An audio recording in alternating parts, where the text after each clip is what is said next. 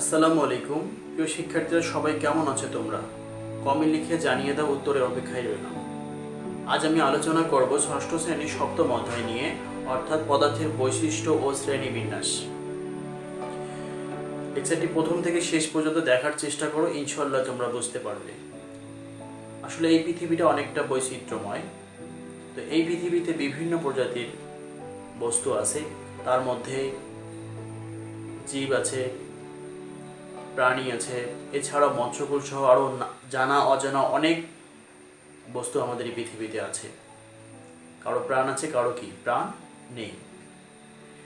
এই সমস্ত কিছুর উপর ডিপেন্ড করে, ভরের উপর ডিপেন্ড করে এই মহাবিশ্বকে আমরা দুইটি অংশে বিভক্ত করতে পারবো। এর একটি হচ্ছে পদার্থ আর অন্যটি হচ্ছে শক্তি। তাহলে এই মহাবিশ্বের যত কিছু জিনিস আছে বা বস্তু আছে, তাদেরকে আমরা দুইটা অংশে বিভক্ত করে ফেলবো। কিছু কিছু বস্তু, বেশিরভাগ বস্তু পড়বে পদার্থে, আর গুটি কয়েক বস্তু পড়বে শক্তিতে, যাদের ভর নেই। যাদের ভর আছে সে সমস্ত বস্তুকে আমরা পদার্থের অন্তর্ভুক্ত করব, আর যে সমস্ত বস্তুর কি ভর নেই তাদেরকে আমরা শক্তিতে অন্তর্ভুক্ত করব। তো বিজ্ঞানীরা গবেষণা করার পর ওরা দেখলো যে এই পৃথিবীতে গুটি কয়েক জিনিস ছিল যাদেরকে আমরা শক্তি হিসেবে বিবেচনা করতে পারি, আর এই গুটি কয়েক জিনিস ব্যতীত বাকি যত জিনিস ছিল সকলকে আমরা পদার্থ হিসেবে গণ্য করতে পারি। তাই লক্ষ্য করো, পদার্থ চিনিবার উপায়টা কি আসলে? এক নম্বর শর্তই হচ্ছে যে সব বস্তুর ভর আছে তাকে আমরা পদার্থ বলতে পারি।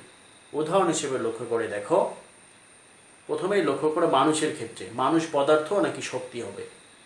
তো প্রশ্ন জাগতে পারে। এখন আমি যেহেতু বলেছি যার ভর আছে সেই হচ্ছে পদার্থ, তাহলে মানুষের কি ভর আছে কি না? অবশ্যই ভর আছে। তাহলে আমরা অবশ্যই বলতে পারবো মানুষ একটি পদার্থ। এখন আমার হাতে দেখো মার্কার পেন আছে, তাহলে মার্কার পেনের ভর আছে কি না? অবশ্যই এরও কি ভর আছে, তাহলে অবশ্যই মার্কার পেন একটি হচ্ছে পদার্থ। এভাবে পৃথিবীতে আরও কি অসংখ্য লক্ষ কোটি কোটি বস্তু আছে যাদেরকে আমরা কি পদার্থ হিসেবে বিবেচনা করতে পারি, যেমন সোনা, রূপা, লোহা, পাথর, বালি ইত্যাদি ইত্যাদি। অপর দিকে লক্ষ্য করে দেখো শক্তির ক্ষেত্রে, শক্তিকে আমরা কিভাবে চিনব? তো পৃথিবীতে 9টি ধরনের কি বস্তু বা জিনিস আবিষ্কৃত হয়েছে যাদেরকে আমরা কি শক্তি হিসেবে বিবেচনা করতে পারি, যাদের আসলে কি ভর নেই। তার প্রথমটি হচ্ছে আলোক শক্তি। লক্ষ্য করে দেখো, যদি আলো না থাকতো তাহলে হয়তো আমাকে দেখা যেত না, যেহেতু আলো আমাদেরকে দেখায়। এখন লক্ষ্য করে দেখো, আলোর কি ভর আদৌ আছে? অবশ্যই কি আলোর কোনো ভর নেই, যেহেতু আলো স্থান দখল করে না। তাহলে আলো এক প্রকার কি শক্তি হবে। এরপর আসো তাপ শক্তি। গরমকালে আমাদের অবশ্যই কি অনেক গরম লাগে। তো লক্ষ্য করে দেখো যে এই গরম অথবা তাপকে আমরা কি কখনো পরিমাপ করতে পেরেছি? অবশ্যই পারিনি। তাহলে অবশ্যই কি তাপও এক প্রকার শক্তি। এরপর আসো বিদ্যুৎ শক্তি। বিদ্যুতের কি ভর আছে? অবশ্যই নেই, যেহেতু এটা দৃশ্যমান কি নয়, অদৃশ্য বস্তু, তাই আমাদের কি ভর পরিমাপ করা সম্ভব নয়। তাহলে বিদ্যুৎও এক প্রকার হচ্ছে কি শক্তি। এছাড়াও কি আরও প্রায় কি 5টি শক্তি আছে, যেগুলো কি তোমাদের না জানলেও চলবে। আপাতত এই 3টি তোমরা শুধু মনে রাখবা। এখন আমরা পদার্থকে গঠনের ভিত্তিতে 2 ভাগে বিভক্ত করব। এর একটি হচ্ছে মৌলিক পদার্থ বা এলিমেন্ট ম্যাটার, আর অপরটি হচ্ছে যৌগিক পদার্থ, যাকে আমরা কম্পাউন্ড ম্যাটার বলে থাকি। তো মৌলিক পদার্থের সংখ্যা একেবারেই নির্দিষ্ট, প্রায় 118টি, আর যৌগিক পদার্থের সংখ্যা প্রায় 11 লক্ষের বেশি।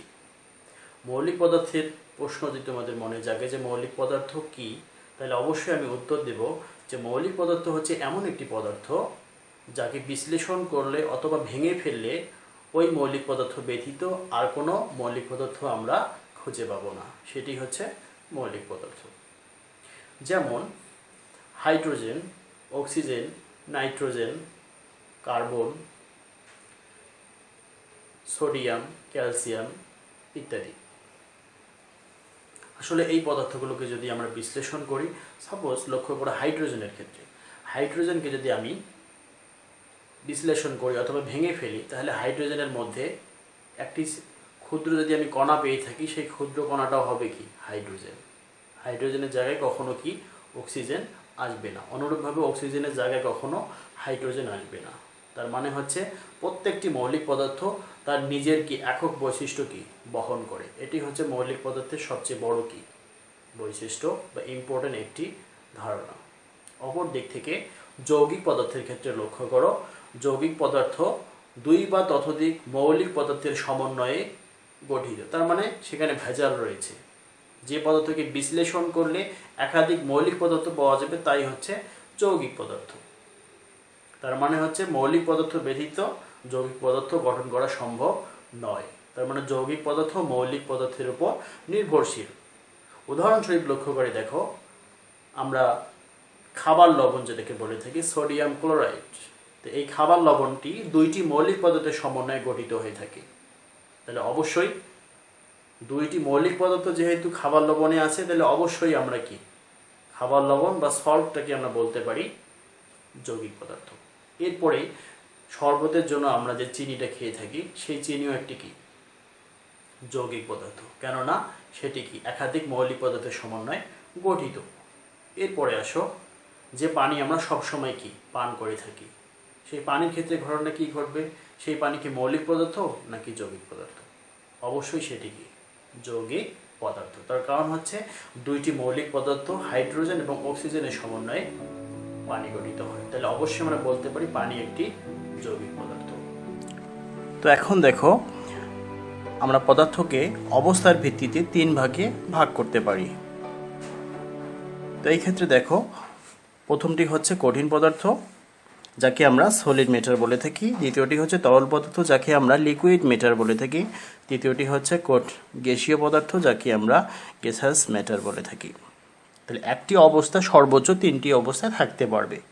যদি একটি পদার্থ কঠিন অবস্থায় থাকে তাহলে আমরা তাকে বলবো কঠিন পদার্থ। একটি পদার্থ যদি আবার রূপান্তরিত হয় তরল পদার্থে আসে, তখন আমরা বলবো তাকে কি তরল পদার্থ। অপর দিকে যদি গ্যাসীয় অবস্থায় থাকে তখন তাকে আমরা বলবো গ্যাসীয় পদার্থ। তাহলে একটি পদার্থ তিনটি অবস্থায় থাকতে পারে। আমরা এই বিষয়টা এখন বুঝলাম। উদাহরণস্বরূপ লক্ষ্য করে দেখো, যদি আমরা একটি বরফখণ্ড নিয়ে নেই, তো এই বরফখণ্ডের ক্ষেত্রে লক্ষ্য করে দেখো যে এই বরফকে যদি আমরা তাপ প্রয়োগ করি, যে তাপে এই বরফটা গলে পানিতে পরিণত হবে, সেই তাপটা আমাদের প্রয়োগ করতে হবে। তো তাপ প্রয়োগ করলে দেখা যাবে যে তখন কি হয়ে যাবে, এই বরফটা রূপান্তরিত হয়ে পানিতে পরিণত হয়ে গেছে। এই পানিকে যখন আমরা আবার একটু বেশি তাপ দিয়ে দেবো, সাপোজ 100 ডিগ্রি সেলসিয়াস তাপমাত্রা যখন দেব, তখন দেখা যাবে এই পানিটা আবার বা জলীয় বাষ্পে পরিণত হয়েছে অথবা কি গ্যাসীয় পদার্থে কি পরিণত হয়েছে। তো এরপরে লক্ষ্য করে দেখো, অনুরূপভাবে যদি আমি দুধের ক্ষেত্রে কল্পনা করি, তাহলে দুধের ক্ষেত্রেও লক্ষ্য করে দেখো, দুধকে যদি আমি তাপ প্রয়োগ করি, সেই তাপে দুধ হয়ে যাবে কি দুধকে যদি ফ্রিজে প্রথমে রাখা হয়, সেই ফ্রিজে থাকা অবস্থায় কি দুধটা অবশ্যই বরফ হবে, এবং সেটাকে যদি আমরা তাপ প্রয়োগ করি সেটা অবশ্যই কি সাধারণ কি তরল দুধে পরিণত হবে। সেটাকে পুনরায় যদি আমরা তাপ প্রয়োগ করি তাহলে অবশ্যই সেটা জলীয় বাষ্পে পরিণত হবে। এরপর আসো, যদিও তোমাদের বইয়ে দেওয়া আছে যে অবস্থার ভিত্তিতে পদার্থ 3 ধরনের হয়ে থাকে, কিন্তু উপরের ক্লাসে আমাদের আরেকটি অবস্থার কথা বলা আছে, মানে চতুর্থ আরেকটি পদার্থের অবস্থা আছে, তার নাম হচ্ছে প্লাজমা অবস্থা। তো এই বিষয়টা তোমরা একটু জেনে রাখো, তাহলে তোমাদের একটু সুবিধা হবে। তো লক্ষ্য করে দেখো, যে পদার্থ সর্বোচ্চ 4টি অবস্থায় থাকতে পারে, তার চতুর্থ অবস্থাটি হচ্ছে প্লাজমা অবস্থা।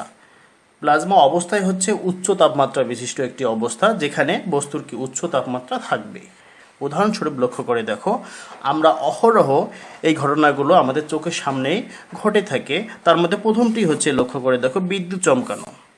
আমরা সব সময় দেখি যে বিদ্যুৎ চমকায়, আর এই বিদ্যুৎ চমকানোটা উচ্চ তাপমাত্রা বিশিষ্ট একটি অবস্থা, তাই বিদ্যুৎ চমকানোকে আমরা প্লাজমা অবস্থার অন্তর্ভুক্ত করতে পারি। এরপর তৃতীয়টি দেখো সূর্যের আলোকিত অবস্থা। আমরা সবাই জানি সূর্য একটি পদার্থ যার ভর আছে, অবশ্যই সে স্থানও দখল করে আছে, তাই আমরা বলতে পারি সূর্যের তাপমাত্রা অনেক বেশি। তাই এই সূর্যের আলোকিত যে তাপমাত্রাটা আছে সেটাকে আমরা প্লাজমা অবস্থার অন্তর্ভুক্ত মনে করব। অনুরূপভাবে তারাসমূহ, এরা কি উচ্চ তাপমাত্রা বিশিষ্ট হয়ে থাকে। তোমাদের পরীক্ষায় যদি একটি বিষয় আসে যে অবস্থার ভিত্তিতে পদার্থ কয় ধরনের, তোমরা অবশ্যই 3 ধরনের দিবা, কিন্তু তোমাদের বেসিক জানার জন্য আমি এক্সট্রা আরেকটি অবস্থা তোমাদেরকে দেখালাম।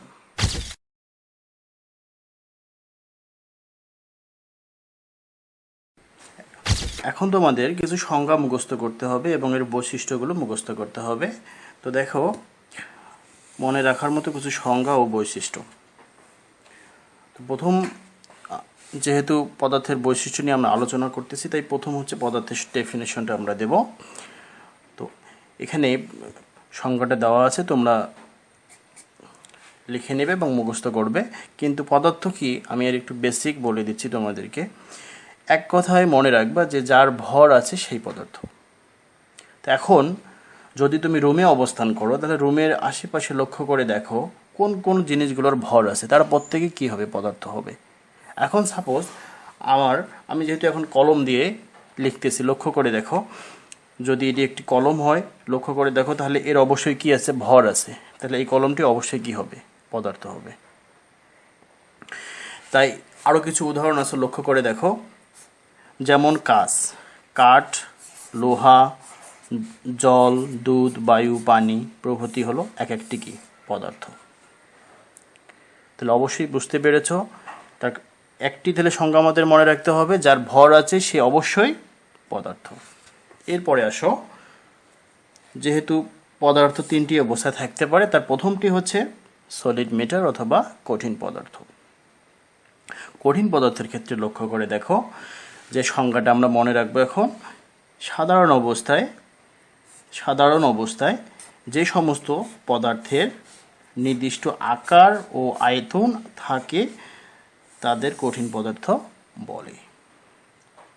তার মানে হচ্ছে স্বাভাবিক অবস্থায় বা সাধারণ অবস্থায় যখন কি কোনো পদার্থের নির্দিষ্ট আকার এবং আয়তন দুটাই থাকবে, আকার এবং আয়তন। আকার এবং আয়তনটি কি আসলে? আচ্ছা, সাপোজ এই কলমের ক্ষেত্রে লক্ষ্য করে দেখো, এই কলমকে তো আমরা অন্য কোনো নামে বলতে পারবো না যে এটা একটি কাঁচ অথবা লোহা অথবা অন্য কিছু বা কাঠ, এটা তো আমাদের পক্ষে বলা সম্ভব হবে না। তার কারণ হচ্ছে এটা দেখা যাচ্ছে একটি কি পেন বা কলম, যেটাকে আমরা বলে থাকি। তাহলে অবশ্যই এটা নির্দিষ্ট আকার আছে, যেটা দেখে আমরা বুঝতে পারবো হচ্ছে এটা অবশ্যই একটি কলম। এবং দেখো, এই কলমটি এই স্থান থেকে এই স্থান পর্যন্ত দখল করে আছে, তাহলে অবশ্যই কি এই কলমটি আয়তন দখল করে আছে। তাহলে আমরা বলতে পারবো যেহেতু কলম একটি কঠিন পদার্থ, তার অবশ্যই কি একটা নির্দিষ্ট আকার আছে যার মাধ্যমে আমরা কলমকে চিনতে পারি। অনুরূপভাবে এই কলমটি দেখো একটি স্থান দখল করে আছে যেখানে অন্য কোনো বস্তুকে রাখা ইম্পসিবল। এরপর দেখো কিছু উদাহরণ দেওয়া আছে, উদাহরণগুলো লক্ষ্য করো। যেমন আছে সোনার ভর আছে, তাই সোনা হচ্ছে কি একটা কঠিন পদার্থ। রূপা, তাহলে রূপার ভর আছে এবং কি এর পরমাণুগুলো পাশাপাশি অবস্থান করে, তাই রূপা একটি কি কঠিন পদার্থ। এরপর হচ্ছে তামা অবশ্যই কি শক্ত পদার্থ বা যার দৃঢ়তা আছে বা শক্ত জিনিস, অবশ্যই তামা একটি কঠিন পদার্থ। এরপর দেখো পাথর, তাহলে পাথর শক্ত জিনিস যার ভর আছে, অবশ্যই সে হবে কি কঠিন পদার্থ, যাকে হাত দ্বারা স্পর্শ করা যায়, যেটা ইন্দ্রিয় গ্রাহ্য বলা হয়েছে, মানে স্পর্শযোগ্য যাকে বলি আমরা। এরপর দেখো কাঠের কি আছে, ভর আছে। এরপর দেখো বালি, লবণ ইত্যাদি প্রত্যেকেই হচ্ছে কি কঠিন পদার্থ।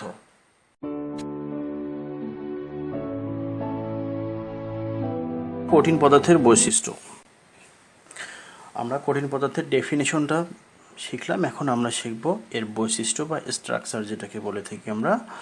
তো 1 নম্বর হচ্ছে কঠিন পদার্থ ক্ষেত্রে আমরা 3টা বৈশিষ্ট্য নিয়েছি। তার প্রথমটি হচ্ছে যে নির্দিষ্ট চাপ ও তাপমাত্রায় কঠিন পদার্থের নির্দিষ্ট আকার বা আয়তন থাকে। এটার অর্থ কি দাঁড়াচ্ছে লক্ষ্য করে দেখো, নির্দিষ্ট চাপ ও তাপমাত্রায় কঠিন পদার্থের নির্দিষ্ট আকার বা আয়তন থাকে। তাহলে 2টা শর্ত এখানে আছে, নির্দিষ্ট চাপ ও তাপমাত্রা। তাহলে আমি প্রথমে ধরে নেব, দেখো এই কলমটিকে যদি আমি চাপ প্রয়োগ করি, দুই দিক থেকে যদি চাপ প্রয়োগ করি অথবা এর কোনো একটি বস্তু দ্বারা যদি এই আমি কলমটিকে যদি আঘাত করি, তাহলে লক্ষ্য করে দেখবে যে এই কলমটি ভেঙে যাবে। এই কলমটি যখন ভেঙে যাবে তখন কিন্তু এর নির্দিষ্ট কোনো কি আকার থাকবে না। অনুরূপভাবে আরেকটি বিষয় লক্ষ্য করে দেখো, আমি যদি কোনো চুলার উপর, কোনো গ্যাসের চুলার উপর যদি এই কলমটাকে আমি এইভাবে ধরি, যেহেতু কলমটা প্লাস্টিকের তৈরি, আমি যদি উপরে ধরি তাহলে দেখবে যে তাপমাত্রার পরিবর্তনের কারণে এই কঠিন পদার্থের কলমটি সাথে সাথে কি তার আকার কি চেঞ্জ হয়ে যাবে বা পরিবর্তন হয়ে যাবে, তার আয়তনও কি আর থাকবে না, আয়তন কিন্তু কমে যাবে তখন।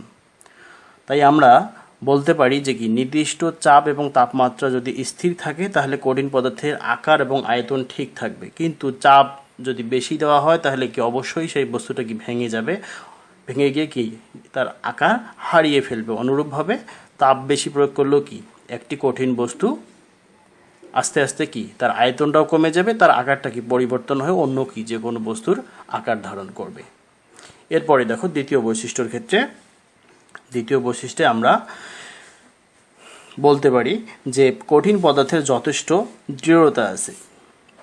একটি কঠিন পদার্থ কিন্তু সহজে আমরা কি ভেঙে ফেলতে পারি না।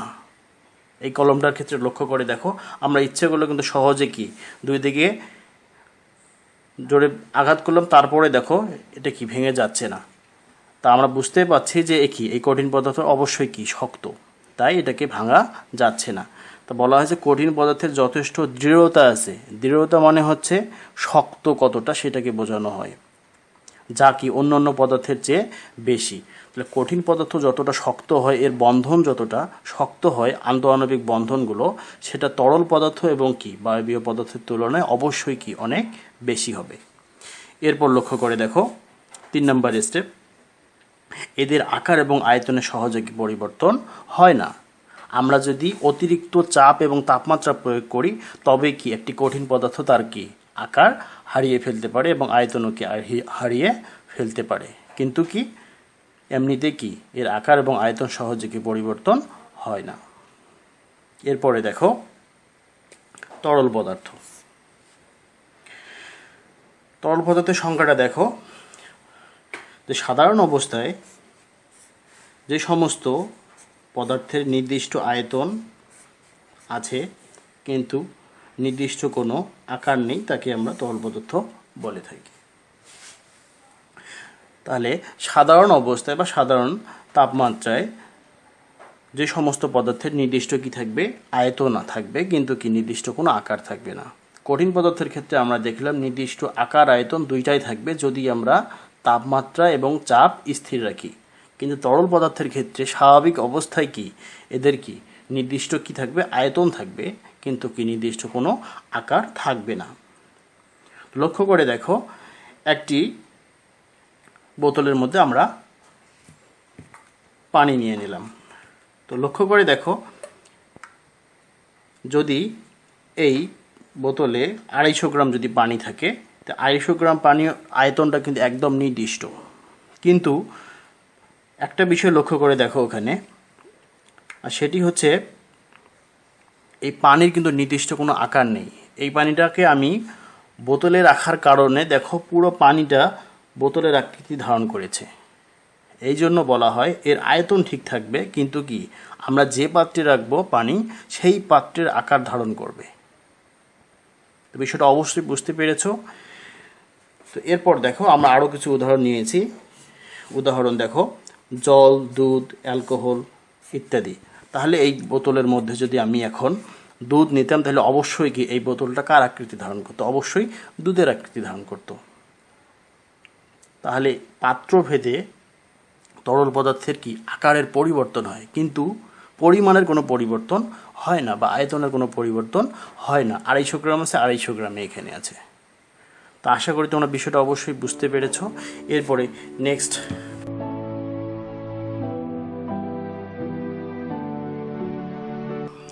তরল পদার্থের বৈশিষ্ট্য। 1 নম্বরে নির্দিষ্ট চাপ ও তাপমাত্রায় তরল পদার্থের একটি নির্দিষ্ট আয়তন আছে কিন্তু কোনো নির্দিষ্ট আকার নেই। তাহলে এখানে দুইটা জিনিস স্পষ্ট, যে নির্দিষ্ট চাপ ও তাপমাত্রায় তরল পদার্থের একটি নির্দিষ্ট আয়তন আছে। চাপ ও তাপমাত্রা যদি স্থির থাকে, কোনো পরিবর্তন যদি করা না হয়, সেই ক্ষেত্রে তরল পদার্থের আয়তন ঠিক থাকবে কিন্তু আকার পরিবর্তনশীল হবে, তার মানে নির্দিষ্ট আকার থাকবে না। তো আমরা এখানে শুধু মনে রাখবো যে তরল পদার্থের ক্ষেত্রে নির্দিষ্ট আয়তন থাকবে কিন্তু নির্দিষ্ট কোনো আকার থাকবে না। এর অর্থই হচ্ছে যখন আমরা যে পাত্রে তরল পদার্থ অথবা পানিকে রাখবো তখন কি সেটা সেই পাত্রের আকার কি ধারণ করবে।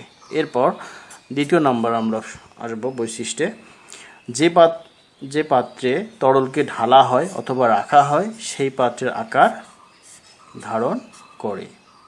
সেটা এর আগে আমি বুঝাই দিলাম যে একটি বোতলে যদি আমরা পানি রাখি, দেখো এই পানিটা অটোমেটিকভাবে কি এই বোতলের আকার ধারণ করেছে, কিন্তু এখানে যদি 100 গ্রাম পানি থাকে তো 100 গ্রাম পানি কি এর আয়তনটা অপরিবর্তিত। এরপর দেখো থার্ড বৈশিষ্ট্যের ক্ষেত্রে লক্ষ্য করো, তরল পদার্থের দৃঢ়তা নেই। এর অর্থ হচ্ছে যেহেতু আমরা জানি যে তরল পদার্থের ক্ষেত্রে আন্তঃআণবিক আকর্ষণ শক্তি একবারেই কি কম বললেই চলে, মানে ভ্যান ডার ওয়ালস বন্ধন দ্বারা এই তরল পদার্থের অণুগুলো কি আবদ্ধ থাকে, তার মানে একটি অণুগুলোর মধ্যে কি কোনো বন্ধন শক্তি তেমন নেই। তার কারণ হচ্ছে এরা শেয়ারের মাধ্যমে কি বন্ধন তৈরি করে, তাই এরা কি দৃঢ় হয় না, তার মানে এদের বন্ধনগুলো কি শক্ত হয় না। এই জন্য আমরা তরল পদার্থকে কি সহজেই ব্যবহার করতে পারি বিভিন্ন কাজে এবং খাইতেও পারি আমরা বা পান করতে পারি। এরপর লক্ষ্য করো গ্যাসীয় পদার্থ। গ্যাসীয় পদার্থ সম্পর্কে এখন আমরা জানব যে সাধারণ অবস্থায় যে সমস্ত পদার্থের নির্দিষ্ট কোনো আকার বা আয়তন কোনোটাই থাকে না, তাকে আমরা গ্যাসীয় পদার্থ বলবো। তাহলে এর আগে কঠিন পদার্থের ক্ষেত্রে আমরা জেনেছিলাম যে নির্দিষ্ট আয়তন ও আকার দুইটাই আছে এবং দৃঢ়তাও ছিল। তরল পদার্থের ক্ষেত্রে আমরা শুধু একটা জিনিস পাইলাম যে আয়তন ঠিক থাকবে কিন্তু আকার ঠিক থাকবে না, পাত্রভেদে ভিন্ন ভিন্ন হবে। কিন্তু গ্যাসীয় পদার্থের ক্ষেত্রে আমরা দেখতে পাচ্ছি আকার আয়তন দুইটিই নেই। তাহলে আমরা মনে রাখবো যে পদার্থের আকার আয়তন কোনোটাই নেই সেটাই হচ্ছে গ্যাসীয় পদার্থ।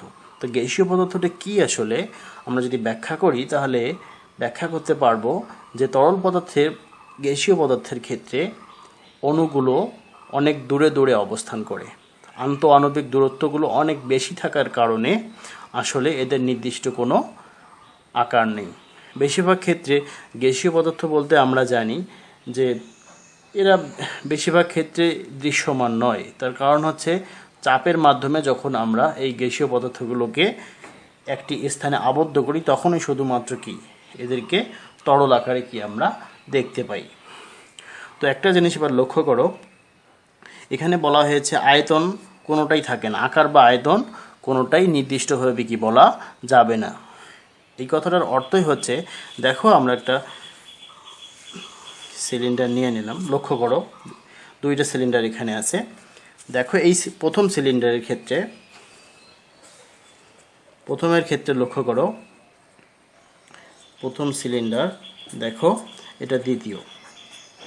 প্রথম সিলিন্ডারটা দেখো একটু বড় সাইজের, দেখো আয়তনটা একটু বড় আছে, আয়তনটা অনেক বড়, কিন্তু দ্বিতীয় সিলিন্ডারের ক্ষেত্রে লক্ষ্য করে দেখো আয়তনটা সিলিন্ডারটা একটু ছোট, এই জন্য আয়তনটাও কি অনেক ছোট। এখন আমি যদি বলি যে 12 লিটার গ্যাসকে আমি এই সিলিন্ডারে প্রবেশ করাবো, লক্ষ্য করে দেখো 12 লিটার। অনুরূপভাবে এখানেও 12 লিটার গ্যাসকে আমি কি প্রবেশ করাতে পারবো কি না এটা প্রশ্ন থাকলো। অনেক সময় প্রশ্ন জাগতে পারে যে এটা তো ছোট সিলিন্ডার, তাহলে এখানেও 12 লিটার গ্যাস, এটা বড় সিলিন্ডার এখানেও 12 লিটার গ্যাস, কারণটা কি আসলে? কারণটা আসলে এখানেই। একটা জিনিস লক্ষ্য করে দেখো, এই পাত্রটা বড় হওয়ার কারণে এখানে কি 12 লিটার, এখানে কি ছোট হওয়ার ফলেও কি এখানেও 12 লিটার। এখান থেকে আমরা বুঝতে পারলাম যে আয়তন যত বেশি হবে, গ্যাস যত কম হোক না কেন সেটা কি প্রসারিত হয়ে বাড়তে বাড়তে কি পুরো স্থানটাকে কি দখল করে ফেলবে। যদি সিলিন্ডার ছোট হয় তাহলে গ্যাসগুলো কি কম স্থানের মধ্যে বিস্তার লাভ করবে। তাহলে এখানে আমরা দেখতে পাচ্ছি গ্যাসের পরিমাণ নির্দিষ্ট হওয়ার ফলেও কি এর আয়তনটা কি পরিবর্তনশীল। তাই বলা যায় যে গ্যাসকে যেহেতু একদম দেখাই যায় না, তাহলে তো আকার নেই একদম। তাহলে আমাদের দুইটা অপশন থেকে গেল এখানে, যে আকার তো আমরা পাচ্ছি না, এবং কি পাত্রভেদে অথবা কি গ্যাসকে আমরা যেখানে রাখি না কেন, যে সিলিন্ডারে রাখি না কেন, সেটা কি ওই সিলিন্ডারের আয়তন কি দখল করে ফেলবে, যদিও সেটা ছোট হোক অথবা বড় হোক। এরপরে দেখো কয়েকটি উদাহরণ। অক্সিজেন, বায়ু, হাইড্রোজেন এবং জলীয় বাষ্প। আসলে অক্সিজেন বলতে এখানে O2কে বোঝানো হয়। বায়ু, যে বায়ুটাকে আমরা উপভোগ করে থাকি বেশিরভাগ ক্ষেত্রে। হাইড্রোজেন একটু একটা গ্যাসীয় পদার্থ। আর জলীয় বাষ্পকণা, এদের প্রত্যেকটির কি নির্দিষ্ট কোনো আয়তন কি থাকে না। পাত্র বড় হোক আর ছোট হোক, এরা কি পুরো স্থানেই দখল করে। তাই আমাদের মনে রাখতে হবে যে গ্যাসীয় পদার্থের ক্ষেত্রে আকার এবং আয়তন কোনোটাই কি নির্দিষ্ট নয়, তার অর্থই হচ্ছে অনির্দিষ্ট। গ্যাসীয় পদার্থের বৈশিষ্ট্য। তো 1 নম্বর বৈশিষ্ট্য দেখো, গ্যাসীয় পদার্থের নির্দিষ্ট কোনো আকার বা আয়তন নেই। আমরা একটু আগেই বুঝাইলাম, দেখো। এরপরে দ্বিতীয় বৈশিষ্ট্য হচ্ছে গ্যাসীয় পদার্থের পরিমাণ যতই কম হোক না কেন, যে পাত্রে রাখা হয় সেই পাত্রের আকার ও সমস্ত আয়তন দখল করে। হোক না কেন সেই পাত্রে রাখা হয় সেই পাত্রের আকার ও সমস্ত আয়তন দখল করে। তো তোমরা বুঝতেই পারছো। দেখো অনুরূপভাবে আগেরটাই 12 লিটার 12 লিটার, সিলিন্ডার বড় এবং কি সিলিন্ডার ছোট। এই জন্য বলা হয়েছে যে গ্যাসীয় পদার্থের পরিমাণ যতই কম হোক না কেন, যে পাত্রে রাখা হয় সেই পাত্রের আকার ও সমস্ত আয়তন দখল করে। আমি যদি এখানে 5 লিটার, এখানে যদি 10 লিটার দিই, এটাও সম্ভব। দেখো 5 লিটার দিলেও এটা কি এই পুরো সিলিন্ডারের স্থান দখল করে ফেলবে। এইভাবে পুরো সিলিন্ডারের স্থান দখল করে ফেলবে। অনুরূপভাবে এখানে দেখো এই ছোটো সিলিন্ডারে আমি 10 লিটারে দিয়ে দিছি গ্যাস, এটাও কি অনুরূপভাবে এইভাবে পুরো কি এই স্থানটা দখল করবে। এই জন্য বলা হয়েছে গ্যাসের পরিমাণ যতই কম হোক না কেন, এটা যে পাত্রে রাখা হবে অথবা যে সিলিন্ডারে রাখা হবে তার পুরো স্থান জুড়ে কি এর বিস্তার থাকবে। তাই আমরা বলতে পারি গ্যাসীয় পদার্থের কোনো কি নির্দিষ্ট আকার অথবা আয়তন কিছুই নেই। তাহলে আমরা টোটাল এখন বলতে পারি 3টা পদার্থের ক্ষেত্রে কঠিন পদার্থের অবশ্যই কি দৃঢ়তা তরল এবং গ্যাসীয় পদার্থের তুলনায় বেশি। কিন্তু কঠিন পদার্থের ক্ষেত্রে ব্যতিক্রম কিছু উদাহরণ আছে, মানে কম দৃঢ়তা সম্পূর্ণ কিছু কঠিন পদার্থ আছে, যেগুলো হচ্ছে ভাত, সরিষা, আলু। এই 3টা আমাদের নাম মুখস্থ রাখতে হবে ব্যতিক্রম হিসেবে। যে দৃঢ়তা কম এমন কিছু কঠিন পদার্থ নাম যদি পরীক্ষায় আসে তাহলে অবশ্যই তোমরা ব্যতিক্রম হিসেবে দিতে পারবে। এরপর আসো পরীক্ষায় এখান থেকে আরও কিছু প্রশ্ন আসতে পারে এইরকম, যে অবস্থা ভেদে পদার্থ আসলে কয় ধরনের হয়ে থাকে। তখন তোমাদের দিতে হবে 3 ধরনের। শিক্ষার্থীরা, তোমাদের কাছে আমার ছোট্ট একটি রিকোয়েস্ট, লেকচারটি যদি তোমাদের একটু হলেও ভালো লেগে থাকে তাহলে অবশ্যই তোমরা তোমাদের প্রিয়জন ও ক্লোজ ফ্রেন্ডদেরকে বেশি বেশি শেয়ার করো। লেকচারটি যত বেশি শেয়ার হবে আমি বুঝবো আমি ততজনকে একটু হলেও হেল্প করতে পেরেছি। আর পরবর্তী ভিডিও পেতে অবশ্যই আমাদের চ্যানেলটিকে সাবস্ক্রাইব করে নাও। Thank for watching Better Life. আল্লাহ হাফিজ।